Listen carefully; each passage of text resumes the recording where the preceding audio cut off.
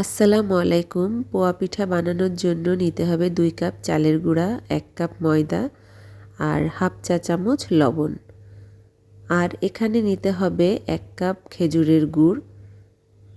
গুড়ের সাথে 1 কাপ পানি নিতে হবে। পানিটা হালকা কুসুম গরম করে নিতে হবে।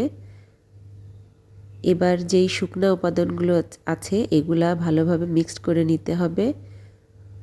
আর যেই পানিটা গরম করে নিয়েছি এটা অল্প অল্প করে মিক্স করতে হবে।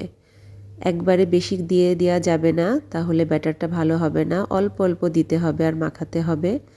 আর এটা হাতের সাহায্যে ভালোভাবে মিক্স করতে হবে। প্রায় 10 মিনিট ধরে এটা মিক্সড করতে হবে। এবার এখানে যে অল্প পরিমাণ নেওয়ার পরে এখন আরেকটু করে নিচ্ছি।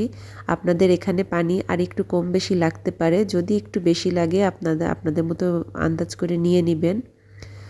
আর এখানে যে আমি তেলটা গরম করে নিয়েছি, তেলটা গরম করে নিয়ে চুলার আঁচটা কমিয়ে দিয়েছি। এখন পিঠাটা দেওয়ার একটু পরেই দেখবেন কেমন করে ফুলে ওঠে। আর উপর থেকে তেলটাও একটু পিঠার উপরে দিয়ে দিতে হবে যাতে উপর নিচ সমানভাবে ভাজা হয়। এখন এইভাবে উল্টে পাল্টে ভালোভাবে ভেজে নিতে হবে। আর চুলার জালটা অবশ্যই আস্তে রাখতে হবে, না হলে উপরে পুড়ে যাবে আর ভিতরে কাঁচা থেকে যাবে।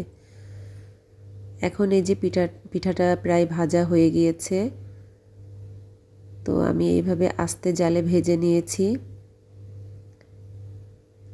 এখন এই যে আস্তে আস্তে যে পিঠাটা হয়ে গিয়েছে দেখেন, এটা উঠাই নিব।